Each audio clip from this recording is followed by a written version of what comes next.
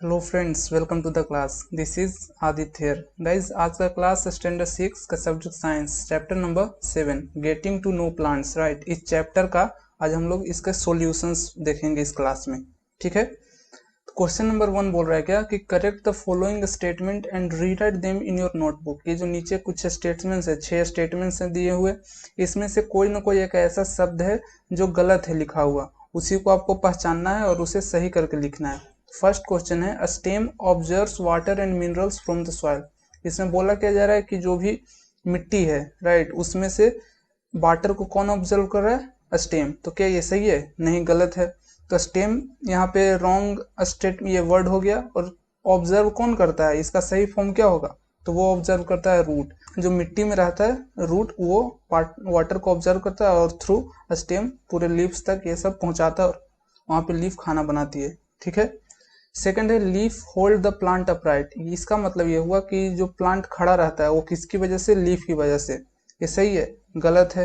तो किसकी वजह से खड़ा रहता है? वो स्टेम की वजह से, क्योंकि स्टेम अगर मजबूत होगा, उसी कारण है, यही कारण है कि ये प्लांट अपराइट रहता है, सीधा रहता है। Third question, root conduct water to leaves, यानी कि पत्तियों तक पानी किसकी वजह से पहुंच रहा है? रूट्स की वजह से। ये गलत है। रूट्स किसकी वजह से पहुंचता है? स्टेम की वजह से। यहाँ पे रूट का काम क्या है कि वो जो सॉइल के नीचे से जो वाटर है उसको ऑब्जर्व करना। राइट, वो खींचता है सिर्फ अंदर ये प्लांट उस वाटर को, और पत्तियों तक कौन ले जाता है? स्टेम ले जाता है। ठीक है। Fourth question, the number of petal and stamen in a flower is always equal. यहाँ पे बोला जा रहा है कि जो फ्लावर में एक पेटल होता है और दूसरा स्टेमिन होता है, वो हमेशा इक्वल रहता है, ऑलवेज इक्वल। इसमें गलत क्या है कि यहाँ जो शब्द ऑलवेज है वो नहीं होगा। तो ऑलवेज के क्या होगा? यहाँ पे हम ऑलवेज की जगह पे लिखेंगे यूजुअली। यूजुअली का मतलब होता है कि ऑलवेज का मतलब पहले समझिए। ऑलवेज का मतलब हो गया हमेशा। राइट, हमेशा मीन्स एवरी टाइम। लेकिन यूजुअली का मतलब क्या होगा कि हमेशा नहीं, कभी कभी। जैसे एग्जांपल के रूप में मैं आपको बताऊं, रोज। रोज मीन्स गुलाब। तो रोज की अगर एग्जांपल लें तो उसमें पेटल्स और स्टेमिन इक्वल होते हैं। पेटल का भी नंबर 5 होता है और स्टेमिन का भी number 5।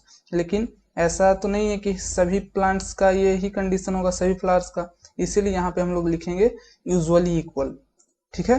Question number 5, if the sepals of a flower are joint together, यानी कि फ्लावर का जो सेपल है वो ज्वाइंट है आपस में, तो इसका मतलब ये हुआ कि पेटल्स भी आपस में ज्वाइंट होगा।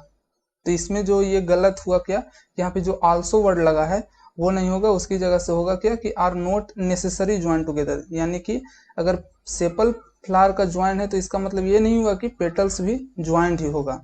राइट। लास्ट है, if the petals of flower are joint together then the pistil is joint to the petal. यानी कि अगर फ्लावर का पेटल आपस में जुड़े हुए हैं तो पिस्टिल जो होगा वो पेटल से जुड़ा हुआ होगा। तो इसमें क्या है रॉन्ग कि ये यहाँ पे सेम को ये आंसर होगा कि ये भी जरूरी नहीं है कि वो पेटल से जुड़ा हुआ ही हो। राइट, ये था क्वेश्चन नंबर 1। क्वेश्चन नंबर 2 में डायग्राम है बनाना। राइट, एक लीफ का, एक टैप रूट का और एक फ्लावर का। मैं यहाँ आपको बताना चाहता हूँ कि इस तरह के क्वेश्चंस एग्जाम में आते हैं, जरूरी आते हैं, और वो भी 5 मार्क्स के आएंगे।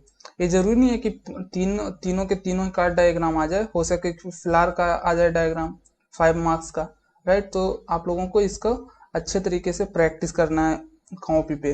राइट, और एक और बात कि जब ये ड्रॉ शब्द लिखा हुआ रहे तो ऐसा नहीं कि सिर्फ आपको एक इमेज बनाकर और बस छोड़ देना है, उसके पार्ट्स का भी नाम लिखना है। राइट, लेबलिंग भी करना है। यहाँ पे सिर्फ बोला जा रहा है ड्रॉ, लेकिन ऐसा नहीं है कि ये ड्रॉ कर दिए, सिर्फ उसके पार्ट्स का नाम भी लिखें कि ये इस पार्ट को हम लोग क्या बोलते हैं, इस पार्ट को क्या बोलते हैं। ठीक है, इस प्रकार को आपको लेबलिंग भी करना है। लीफ को हम लोग देख लेते हैं। ये एक लीफ का डायग्राम है। इसमें ये वाला हिस्सा क्या हो गया? स्टेम है। राइट, और जो लीफ का स्टेम से जो कनेक्टेड पोर्शन रहता है उसे हम लोग पेटियोल बोलते हैं। ठीक है, ये हो गया जो ग्रीन पोर्शन ऑफ लीफ होता है उसे हम लोग लैमिना या फिर लीफ ब्लेड बोलते हैं। जो बीच का जो स्ट्रेट लाइन होता है लीफ में उसे हम लोग बोलते हैं मिड रीड। ठीक है, ये सारे वेन्स हो गए। ठीक, और फिर जो सबसे ऊपरी पोर्शन होता है लीफ का उसे बोलते हैं लीफ अपेक्स। अपेक्स का मतलब ही होता है चोटी। चोटी मीन्स क्या हो गया कि सबसे जो ऊंचा पोर्शन है, तो जो सबसे ऊपर वाला जो हिस्सा होता है लीफ का, उसे बोला जाता है लीफ एपेक्स। तो यहाँ पे क्या देखा हम लोगों ने, एक सिंपल सा लीफ का डायग्राम है और उसके साथ साथ लेबलिंग किया हुआ है, यानी कि उसके पार्ट्स का नाम भी लिखा हुआ है। तो आप लोगों को भी इसी प्रकार एग्जाम्स वगैरह में ड्रॉ करना होगा। सेकेंड है टैप रूट का इमेज। टैप रूट उस तरह के रूट्स को बोलते हैं जो एकदम मिट्टी के अंदर सीधा जाए, स्ट्रेट जाए, और उससे इधर उधर से ये जो ब्रांचेज लाइक स्ट्रक्चर निकलते हैं उसे हम लोग बोलते हैं लैटरल रूट। ये एक मेन रूट हुआ जो मिट्टी के अंदर एकदम सीधा गया है, और जो भी इससे ब्रांचेज निकले उसे हम लोग बोलते हैं लैटरल रूट। नेक्स्ट है एक फ्लावर का इमेज। फ्लावर में जो कलरफुल पोर्शन होता है उसे हम लोग पेटल बोलते हैं, जो एक ग्रीन पोर्शन होता है उसे सेपल बोलते हैं, ये जो फीमेल पोर्शन ऑफ फ्लावर होता है उसे हम लोग पिस्टिल बोलते हैं, और मेल पार्ट ऑफ फ्लावर को बोलते हैं स्टेमेन, और ये जो ऑरेंज कलर का ये बीचों बीच जो दिखाई दे रहा है उसे बोलते हैं ओवरी, जो रिप्रोडक्टिव ऑर्गन ऑफ फ्लावर होता है। ये हो गया फ्लावर का इमेज। क्वेश्चन नंबर 3, इसमें बोल रहा है क्या अपने घरों में या फिर आस पड़ोस में कोई ऐसा प्लांट को ऑब्जर्व करते हैं जिसका स्टेम क्या हो, लंबा हो, लेकिन साथ साथ लंबे के साथ साथ कमजोर भी हो, यानी कि वो ऐसा प्लांट जिसका स्टेम क्या हो, बहुत ही लंबा, लेकिन लंबा होने के साथ साथ वो क्या हो, वीक भी हो, कमजोर भी हो। तो यस, हम लोग उस तरह के प्लांट्स को देखते हैं, उसका क्या नाम है, मनी प्लांट। और वो किस कैटेगरी में फॉल होगा, तो वो होगा क्लिम्बर। क्लिम्बर किसे कहते हैं, उस तरह के प्लांट्स जो किसी भी सपोर्ट्स के द्वारा ऊपर चढ़ते हैं, या फिर वो बाल हो सकता है, वॉल मीन्स क्या, दीवार, पाइप हो सकता है, आयरन रोड हो सकता है, रोप हो सकता है, रस्सी वगैरह, उसके थ्रू ऊपर इधर उधर चढ़ते हैं दीवार वगैरह पे, उस तरह के प्लांट्स को बोलते हैं क्लाइंबर। तो ये मनी प्लांट है। ठीक। क्वेश्चन नंबर 4, इसमें हम बोल रहा है स्टेम के फंक्शंस आपको बताने हैं। फर्स्ट है the stem and its branches hold leaf to get maximum sunlight. तो पहला फंक्शन ऑफ स्टेम क्या हो गया कि वो लीफ को होल्ड करके रखता है, जिसके कारण लीफ ही है जो क्लोरोफिल के कारण सनलाइट को ऑब्जर्व करता है, और by the process of photosynthesis prepare करता है कोई भी प्लांट खाना। तो ये पहला हो गया फंक्शन ऑफ स्टेम। सेकंड है कि वाटर को ये ट्रांसपोर्ट करता है, कहाँ से, रूट से डिफरेंट पार्ट्स ऑफ प्लांट में। जैसे ये प्लांट है तो ये नीचे रूट्स हुआ सॉइल में, यहाँ पे पोर किया जाता है पानी, हम लोग पटाते हैं प्लांट्स को, तो यहाँ से वाटर किसके थ्रू गया, ऊपर, स्टेम के थ्रू। तो ये भी एक फंक्शन ऑफ स्टेम है।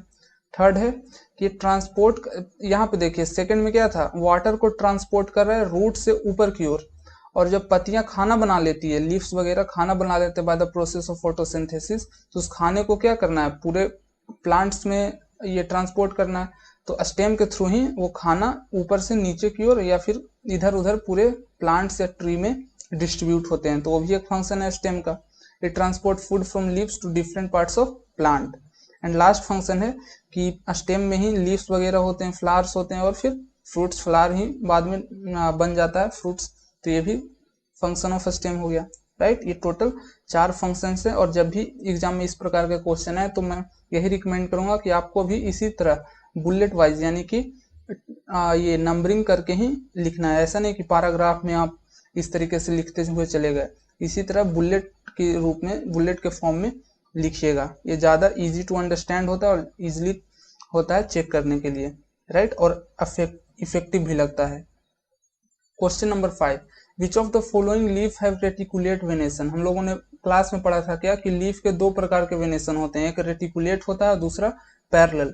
रेटिकुलेट किस तरह का वेनेशन होता है, इमेज में देखिए, उस तरह के लीव्स जहाँ पे नेटवर्क लाइक स्ट्रक्चर फैले हुए रहते हैं, पूरे लीफ में नेटवर्क लाइक स्ट्रक्चर फैला हुआ रहेगा, उस तरह के लीफ को हम लोग बोलते हैं रेटिकुलेट वेनेशन। और एक होता है लीफ जिसमें पैरेलल होता है, यानी कि लेट सपोज कि एक ये लीफ हुआ, इसमें ये हो गया मिड रीड, और उसका जो भी वेन्स होगा वो एकदम पैरेलल होगा मिड रीड के, तो उस तरह के लीफ को बोला जाता है पैरेलल वेनेशन। तो यहाँ पे क्वेश्चन में बोल रहा है कि ये जो वीट, तुलसी, मेज, ग्रास, कोलिंडर का हिंदी में हम लोग धनिया बोलते हैं, और चाइना रोज, इसमें से कौन सा प्लांट का लीफ रेटिकुलेट वेनेशन टाइप का होता है, तो इसमें होता है तुलसी और चाइना रोज का, right. Question number 6, if a plant has fibrous root. हम लोगों ने अभी क्या डिस्कस किया, एक टैप रूट का इमेज, 2 प्रकार के रूट होते हैं, एक टैप रूट होता है और दूसरा फिब्रस रूट होता है। टैप रूट क्या कि जो स्ट्रेट नीचे मिट्टी की ओर, मिट्टी के अंदर चले जाए, और फाइब्रस रूट जिसमें मेन रूट नहीं होता है और बहुत सारे ब्रांचेज लाइक स्ट्रक्चर होते हैं उसमें सिर्फ, तो उस तरह के रूट्स को बोलते हैं फाइब्रस रूट, राइट। तो यहाँ पे बोल रहा है कि अगर प्लांट्स के पास फिब्रस रूट है तो आपको बताना है कि उसके जो लीव्स वगैरह होंगे उसमें कौन सा वेनेशन होगा। तो अगर फाइब्रस रूट है तो उसमें होगा पैरेलल वेनेशन। यहाँ पे इस टर्म को याद रखिएगा कि अगर कोई भी प्लांट में टैप रूट है तो उसका लीफ का वेनेशन रेटिकुलेट होगा, राइट। और अगर रूट का टाइप फेब्रस है तो उसके लीफ का वेनेशन पैरेलल होगा। यहाँ पे एक याद रखने का ट्रिक मैं आपको बताता हूँ। फेब्रस शब्द को आप लोग लिंक कीजिए फाइबर से। चैप्टर 3 में हम लोगों ने पढ़ा था फाइबर टू फैब्रिक, उसमें क्या है फाइबर फिब्रस को लिंक करना है किस चीज से, फाइबर से। और आप लोगों ने देखा होगा चादर कपड़ा वगैरह में कि जो फाइबर होते हैं बारीक बारीक वो एकदम सीधा लाइन में इस तरीके से सिला हुआ रहता है, एकदम सीधा सीधा, राइट। तो सीधा सीधा लाइन को हम लोग क्या बोलते हैं, पैरेलल लाइन।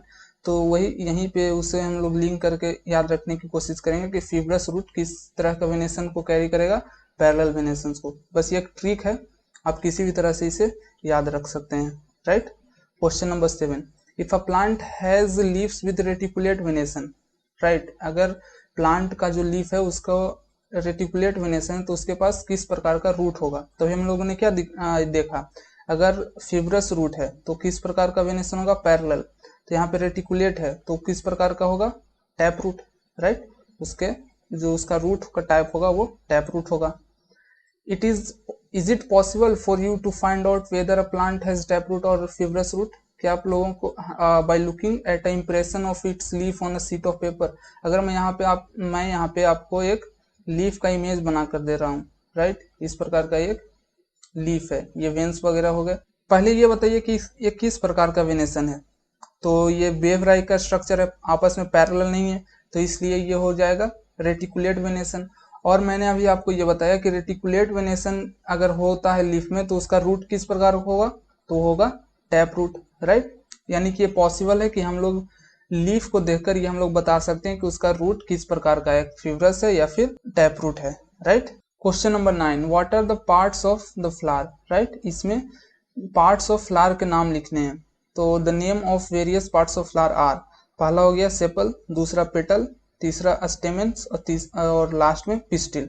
इमेज में यहाँ पे देखिए जो येलो कलर का दिख रहा है, राइट। जो येलो कलर का उसे हम लोग बोलते हैं पेटल, जो कलर्ड ब्राइटली कलर्ड होता है। जो नीचे ग्रीन कलर का रहता है उसे हम लोग बोलते हैं सेपल, ठीक।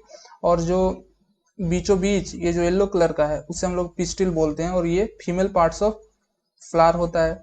और स्टेमन को हम लोग बोलते हैं male parts of flower. Question number 10, ये नीचे कुछ अलग अलग प्लांट्स के नाम हैं लिखे हुए, इसमें से आपको बताना है कि कौन से प्लांट्स के पास फ्लावर होता है। तो इसका आंसर बहुत ही सिंपल है कि सभी प्लांट्स के पास क्या होते हैं, फ्लावर होते हैं। यहाँ पे जितने भी ये प्लांट्स के नाम हैं दिए हुए इन सभी के पास क्या होगा, फ्लावर्स होगा, right. Question number 11, name the parts of plant which produce food. यहाँ पे प्लांट का वो पार्ट का नाम बताना है जो फूड को प्रोड्यूस करता है, और कौन से प्रोसेस के थ्रू फूड प्रोड्यूस करता है उसका भी नाम बताना है। तो सिंपल है, लीफ है जो खाना बनाता है प्लांट्स के लिए, और by the process of photosynthesis. अब फोटोसिंथेसिस क्या होता है, फोटोसिंथेसिस उस प्रोसेस को बोलते हैं जिस प्रोसेस से प्लांट्स खाना बनाती है in the presence of sunlight, water and carbon dioxide. Question number 12, in which part of flower you will find ovary. Ovary एक पार्ट ऑफ फ्लावर है, राइट। तो हम लोग ओवरी को फ्लावर के कौन से पार्ट में पाते हैं, तो हम लोग पाते हैं उसे pistil. We find ovary in pistil, और वो भी पिस्टिल कहाँ पे, पिस्टिल का जो लोअर मोस्ट पार्ट होता है उसमें हम लोग ओवरी को पाते हैं। और ओवरी में ही एक और होता है ओव्यूल, राइट। ये fill in the blanks type के क्वेश्चंस आ सकते हैं कि ओव्यूल कहाँ पाए जाते हैं, तो ओव्यूल पाया जाता है ओवरी में और ओवरी पाया जाता है पिस्टिल में, right. Last question, name two plants in which one has joint sepal and the other has separate sepal. यहाँ पे टू प्लांट्स के एग्जाम्पल के रूप में टू प्लांट्स के नाम हम लोग को बताना है। पहला दो प्लांट एक वैसा प्लांट्स होगा जो जिसमें सेपल्स आपस में ज्वाइंट होंगे, और दो ऐसे प्लांट्स जिसमें सेपरेट सेपल्स होंगे यानी कि ज्वाइंट सेपल नहीं होंगे। तो फ्लावर विथ ज्वाइंट सेपल यानी कि वैसा प्लांट्स जिसमें ज्वाइंट हो, पहला धतूरा और दूसरा लौकी। और सेपरेट सेपल में एग्जाम्पल है गुड़हल एंड मस्टर्ड। मस्टर्ड मीन्स सरसों, राइट। ये है चैप्टर नंबर 7 का सॉल्यूशन। आई होप कि ये समझ में आया होगा। That's it for today's class. A candle uses nothing by lighting another candle. अगर आपने कुछ ना कुछ यहाँ सीखा तो अपने दोस्तों को भी बताइए, उन्हें आप लोग फिजिकली रूप में बता सकते हैं या फिर इस वीडियो को उन लोगों के पास शेयर कर सकते हैं। ये वीडियोस आपको पसंद आया तभी लाइक कीजिए, नहीं तो डिसलाइक कीजिए। लेकिन आपने डिसलाइक क्यों किया कमेंट में ज़रूर बताइए, जिससे कि आने वाले वीडियोस में मैं इस गलती को सुधार कर आप लोगों के लिए बेटर कंटेंट लेकर आ सकूं। Thank you so much for attending the class. Thank you.